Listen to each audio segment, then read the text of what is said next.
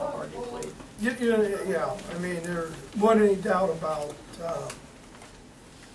how hard they played together. They practice that way. I think I tell you that every week. They have a toughness to them. Did we start the game offensively the way we'd want to? A little bit in the first drive, but after that, third downs were hard to get. But it didn't matter. You know, the defense was out there and they were playing hard and playing together. The last play of regulation is a play that a lot of teams may not follow through and be successful, but it tells you about the discipline of these guys playing together, how they got on the field, how the guys who weren't on that team got off the field. It might be the best single play I've ever seen, so because it was a team play. When do you tell them to get ready for that, Brady? Like at what point, you know, when the clock's ticking? I mean, I'm sure they have to be ready before. Well, yeah, to some degree they do, and we had no timeouts, and we needed, you know, for Matt, we probably needed 2 or 3 yards, you know, for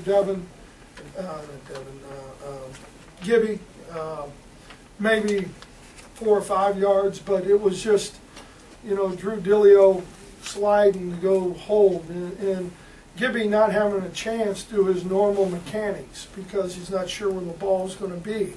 You know, I thought that, it was great. It was a great play, and a great play by all 11 of those guys and the guys that came up.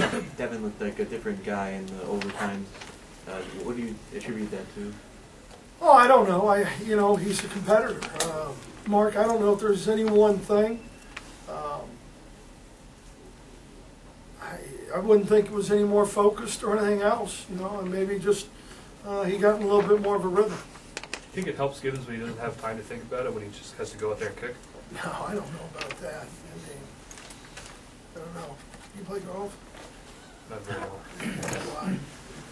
You called Devin a warrior before. He's taken some serious hits over the last couple of weeks, but yet you run him the ball there for the touchdown. He runs in the conversion. I mean, just more toughness, I assume, from him. Yeah. You know, he had the hot hand. And so going with him, you know, and keeping the ball in his hands, thought it was a good idea. Can you take us through the thought process on the 4th and 2 in regulation? About 5.5. Yeah, you know what? These kids deserve to go win a football game. And we were playing really good defense. Thought that we'd try and win the game.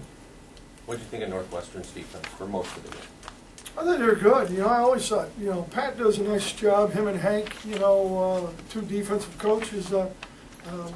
I think they play sound, they play smart, they play hard, they play fast. And, you know, they're opportunistic, you know, and turnovers.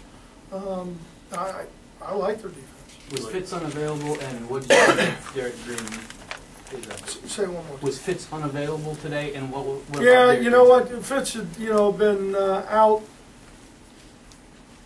most of the week. He did some things on a couple days, but it just wasn't enough. You know, a little bit, you know, injury related, but a lot of it too was, you know, you got to practice. You got to practice and get timing. You got to practice, and we just didn't think he, you know, had enough. And thoughts on how Green stepped in? I thought Derek did a nice job. I thought, you know, he had some pretty good vision on some cuts, some holes in there. You know, he's a big guy. I think he's learning to play a little bit lower with his pads. And then I thought Davion did a nice job. And the guy I want, you know, Justice Hayes came in and did some really good things with the pass protection that we needed. You know, Joe Carriage did some of it, and then Justice went in there and did a nice job with it. I feel like that's now Derek's job to lose at this point. Oh, I don't know. I don't think so. Yeah, I don't know. I think, you know, we obviously want to get him and Davion the football more. And but I would say Fitz is still our tailback. You talk about the sub-package D-line, and those guys seem to be a little bit disruptive. Taco and Frank. And you know, Taco and Frank, Jabril and Cam Gordon or Jake or whoever it is, you know, they're pretty athletic guys. And Taco, you know, he's got that wingspan. I mean, he's a long bodied guy. He really has started to get it in the last probably 3.5, 4 weeks. And so he's earned the time, the right to be out there. Coach Moody, you know, when he's in there, play a little bit more in some of the base defense stuff. But yeah, they're getting up the field and doing some things. Brady, how often do you practice that hurry up field goal? And does Dilio always slide into the? No, he doesn't always slide. We practice it at least twice a week. During fall camp, we probably practice it 4 or 5 times a week with different scenarios, different parts of the field, different hashes, different kicks. You know, we just try and cover the bases.